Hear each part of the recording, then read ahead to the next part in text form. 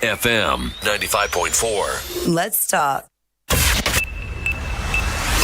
Live on TFM and the TFM Facebook page. This is the live feed of TTV. Let's talk.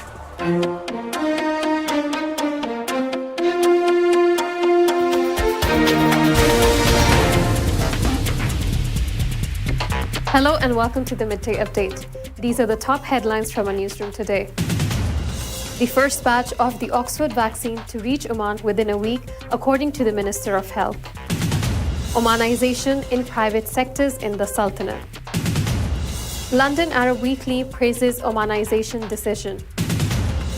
Sri Lanka opens doors to tourists once again. New working hours for Al Mawale Central Market in the Sultanate. Countries struggling with COVID-19 vaccine supply distribution, according to the WHO expert. Biden promises 1 million vaccinations daily in 3 weeks. Rescuers find 9 workers dead in Chinese mine explosion. Lampard disappointed after being sacked, but wishes every success to Chelsea. England to host New Zealand for 2 tests in June. These were the top headlines for the day. Let's see how the weather condition looks like in the Sultanate in our weather update. Did you know that sandstorms can swallow up entire cities? That was the fact of the day. Let's see how the weather looks like in the Sultanate. According to the statement issued earlier today by Oman Meteorology, there will be mainly clear skies over most of the Sultanate, with chances of early morning low clouds or fog patches over parts of Ad-Dahira Governorate and parts of the coastal areas of Oman. Having said that, let's see the temperature of the rest of the governorates.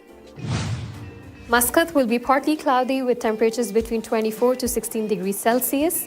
Musandam will be sunny with temperatures between 21 to 14 degrees Celsius.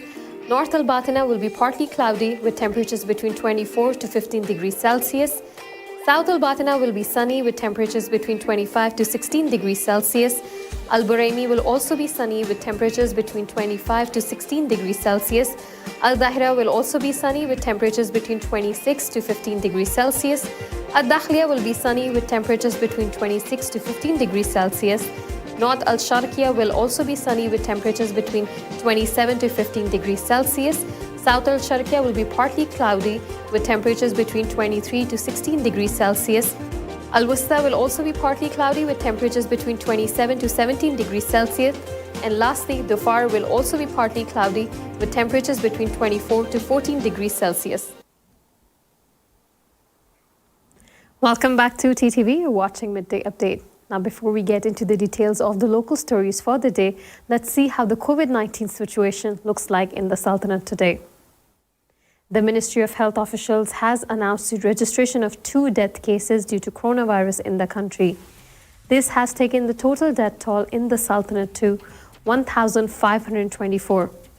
The health officials has also extended condolences to the families of the deceased. In addition to that, the Ministry of Health has also registered 154 new coronavirus cases. The total cases in the country have now touched 133,407, including 126,406 recoveries, as well as 1,524 deaths. According to the health officials, in the past 24 hours, 75 recoveries were also reported. The ministry urged everyone to adhere to social distancing instructions issued by the Supreme Committee and the Ministry of Health. And now from a local desk.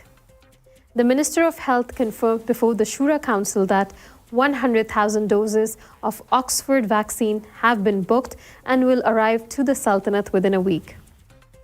According to the Ministry of Health, more than 27,000 people have received the first dose of the Pfizer-BioNTech vaccine and 7,992 have got the second dose.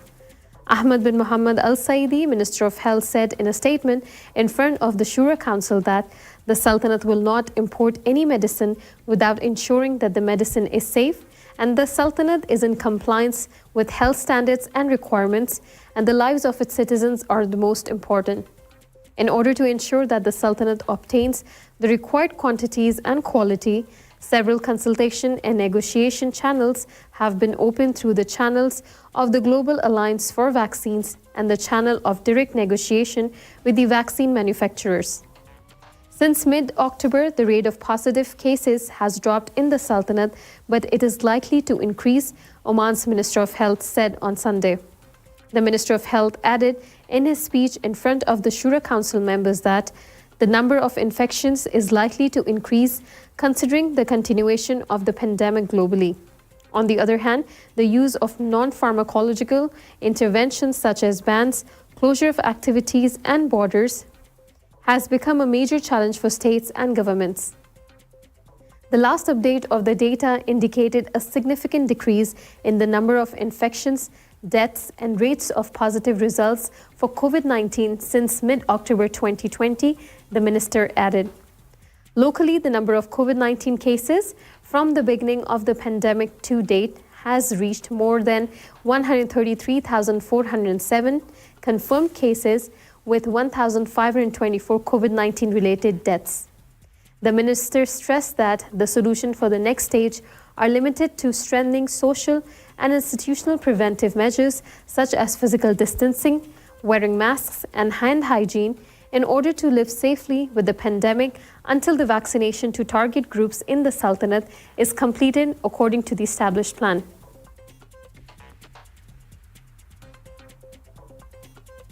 Now, with the NOC omitting this year, a great emphasis has been put on Omanization in private sectors in the country. This is not the first time that Omanization has been given so much importance, as if you all recall that in January 2018, the Ministry of Manpower had imposed a visa ban on some 87 occupations in the country as Sultanate pushed its Omanization policy. These 87 job sectors were reserved for only Omanis.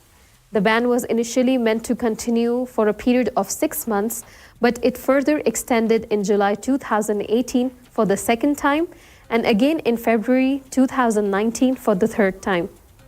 Through this ban, and as indicated by the National Center for Statistics and Information, more than 600,000 Omanis were given jobs in the private sector companies as part of the Omanization in the first year, that is 2018. Fast forward to 2021, Omanization in private sectors has once again become the focus of the Ministry of Labor as it coincides with Oman Vision 2040. Just in the span of a few days, several occupations had been reserved for Omani nationals only, including financial and administrative professions in insurance companies and companies operating in insurance brokerage activities, the professions of selling, accounting, money exchange, administration, and arranging goods in the shops operating in malls, and account auditing professions in car agencies, all professions selling new and used vehicles, all accounting professions in the activities of selling new and used vehicles in car agencies, and the activity of selling spare parts for new vehicles affiliated with car agencies, the driving of vehicles to transport fuel, agricultural and food materials will be restricted to Omanis only, the Ministry of Labor announced recently. In addition to that, and on the directive of the Minister of Health, medical posts in the private sector have also been asked to Omanized. Moreover, the teaching profession is also under the radar of the Ministry of Education to be Omanized. The ministry revealed that the current statistics and indicators of the number of those enrolled in teacher preparation programs confirm the acceleration of the Omanization rate, as it reached about 85% in 2020, and the number of enrolled in these programs in the academic year, which is 2020 and 2021, reached more than 6,000 citizens. In addition, about 2,300 additional seats will be made available in higher education institutions to prepare and qualification of teachers, whether in a bachelor's degree in education or a diploma in educational qualification, as well as a program for resettlement of teachers in remote areas. Now, talking on the lines of Omanization policy in the country, Oman's Ministry of Labor plans to employ 40% of job seekers by the end of this year and up to 85% by 2022. Dr. Mahat Bawan, the country's Minister of Labour, said the recent Omanization decisions would help create these employment opportunities, with the private sector expected to take in 70% of Omanis seeking work and the government sector the remaining 30%. According to the minister, these decisions are based on Oman Vision 2040, the country's 10th five-year plan, labour market challenges, and the government's strategy toward digitization. Most of the current plans do take Omanization into account, so we expect that these decisions will create approximately 15,000 to 20,000 jobs for those seeking employment. This will be based on the actual employment needs of the country, the minister said in an interview with Oman TV. He continued saying that the ministry's role is to find sustainable employment for the existing numbers of job seekers in the sectors our country currently has. There are also upcoming initiatives in specialized sectors of our economy, such as education and healthcare. There are also professions in which Omanis will soon replace foreign workers, and updates on this will be announced in a timely manner. He also added that what we currently do is collaborate with the private sector, job seekers, and the General Federation of Oman Workers to look at opportunities or initiatives that can make a difference to the current conditions. The minister said it was important for job seekers to improve their employability through both education and training, and called for the curriculum taught at schools and universities in the country to reflect the skills graduates would need on entering Oman's labor force. Lastly, His Excellency added that the National Center for Employment and the National Training Center will help hone the skills of job seekers. Although we do target a certain number of jobs every that need to be made local, job seekers must also cooperate with us if they are to get work. With Oman feeling the economic impact of the COVID-19 crisis, much like several other countries in the world, the Ministry of Labour has formed a team to look into how this has affected people's livelihoods in the country and find solutions to minimize its effect. The Arab Weekly newspaper that prints in London has praised the decision and the measures taken by the Sultanate's government to Omanize more jobs. A statement issued online by the Oman News Agency said the Arab Weekly newspaper that is issued in London praised the measures taken by the Sultanate's government in Omanizing more jobs and moving forward with the implementation of economic reforms.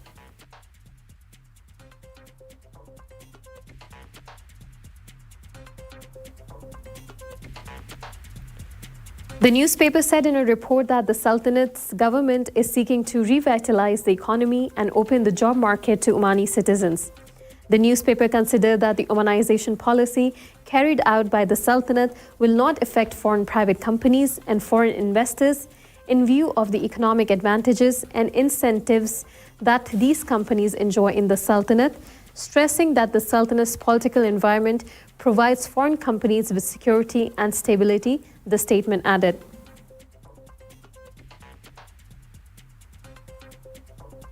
Now, people from Oman looking to spend a holiday in Sri Lanka can do so after the island country began once again welcoming tourists.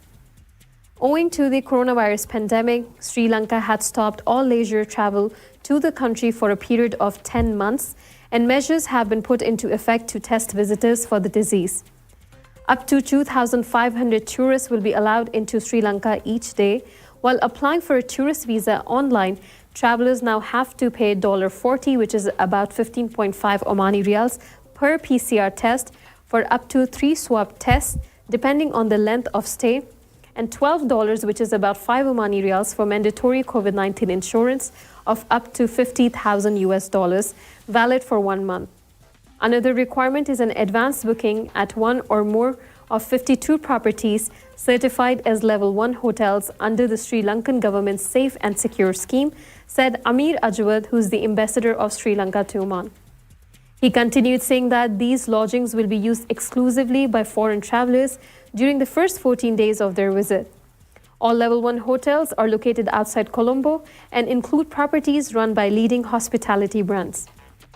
Incoming travelers must then prove that they are clear of the virus in a pre-departure PCR test taken up to 96 hours before their flight and submit a health declaration form before boarding or upon arrival in Sri Lanka. From the airport, each group of visitors will be whisked directly to their hotels for an on-arrival PCR test prior to check-in. A second PCR test will be conducted on tourists between the 5th and 7th day. Those staying longer than a week are required to undergo a third test between the 10th and 14th day of their stay. Foreign tourists are urged to refrain from mixing with other groups and cannot leave their hotels except to visit any of 14 approved tourist sites in allocated time slots. Muscat Municipality today has announced new time working hours for Al Mawale Central Market for vegetables and fruits. Starting today, it will be from 9 a.m. until 5 p.m. The municipality said that shoppers will continue to enter from gate number 2 to the internal and external parking lots assigned to them, with the mechanism of work remaining as it is for wholesalers from gate number 1 for trucks of 3 tons and above from 5 a.m. until 2 p.m. The municipality hopes that everyone will cooperate to preserve public health. It stresses the importance of self-control for market goers and adherence to precautionary measures in physical spacing, wearing masks, not taking children, and adhering to health controls and requirements while shopping, the statement added. Well, this was all from a local desk. It's time for a quick commercial break, but stay tuned as we have more updates your way from International Desk.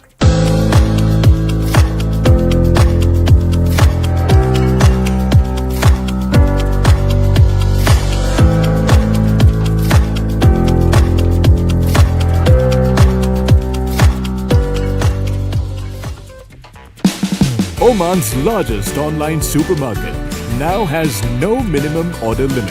From grocery to household items, Rafiq has everything that you want.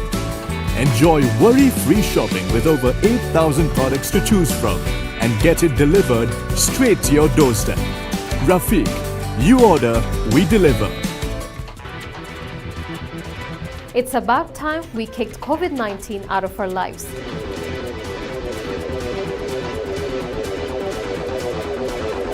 Join us on TTV Outline every Monday and let us learn how to fight COVID together.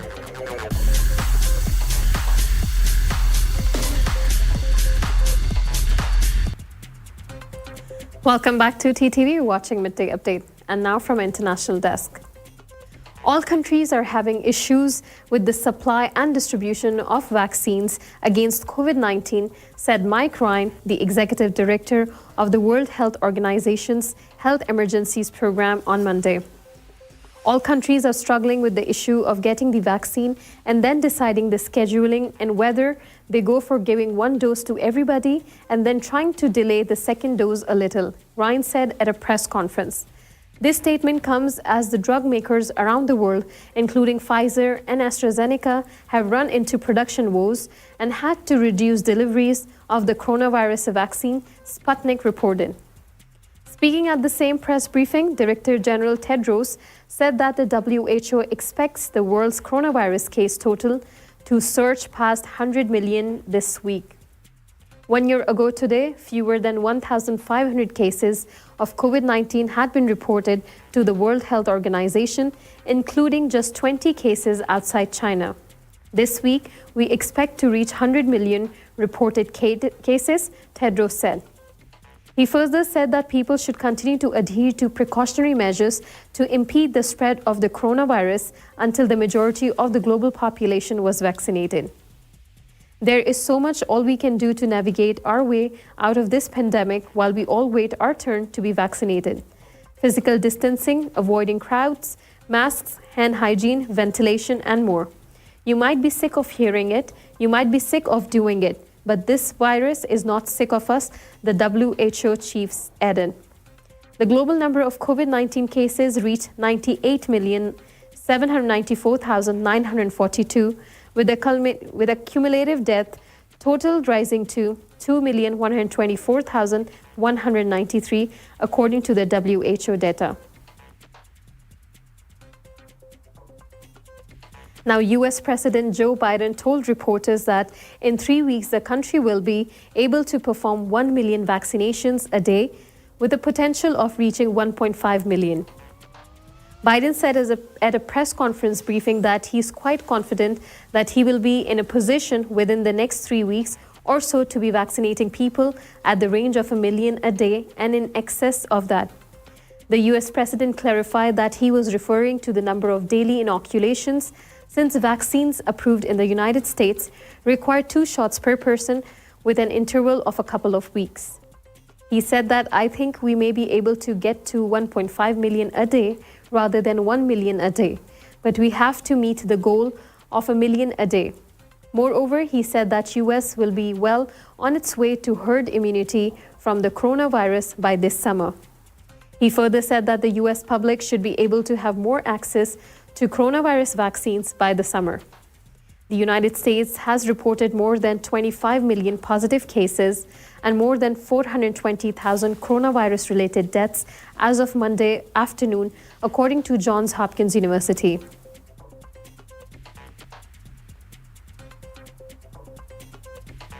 Nine Chinese miners who have been trapped underground for more than 2 weeks have been confirmed dead, authorities said recently.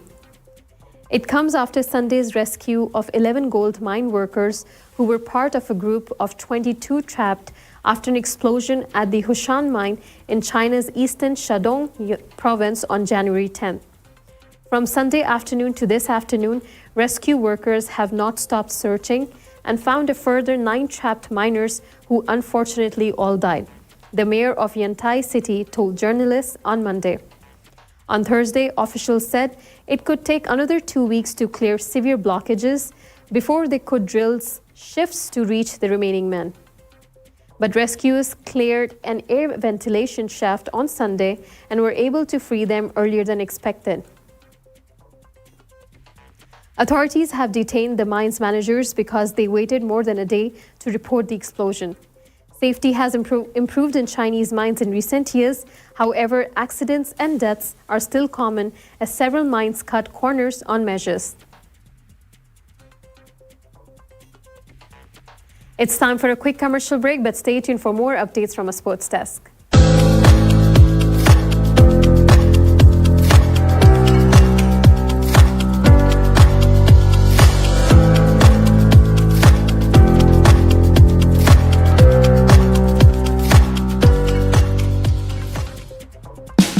Oman's largest online supermarket now has no minimum order limit.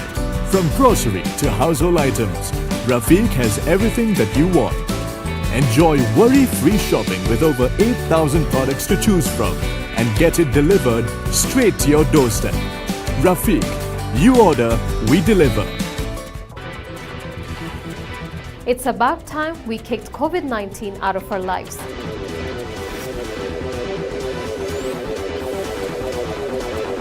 Join us on TTV Outline every Monday and let us learn how to fight COVID together.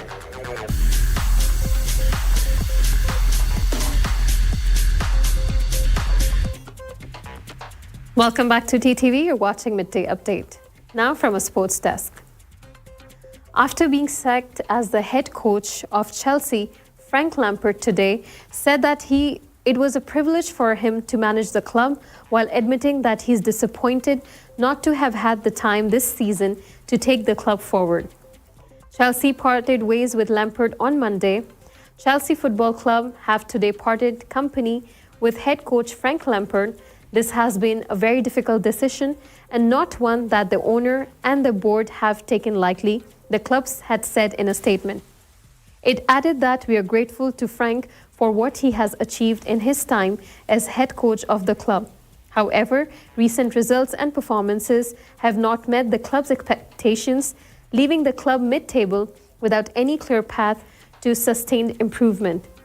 There can never be a good time to part ways with a club legend such as Frank, but after lengthy deliberation and consideration, it was decided a change is needed now to give the club time to improve performances and results this season.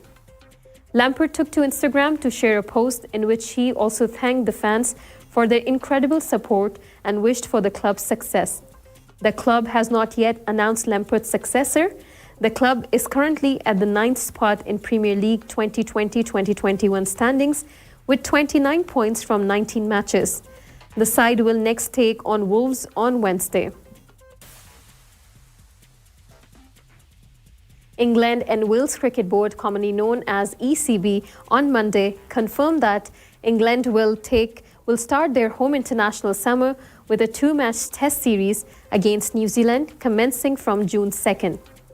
Joe Root's team will host number 1 ranked test side New Zealand for 2 test matches at Lord's, that is between 2nd and 6th June, and Edgbaston from June 10th to 14th.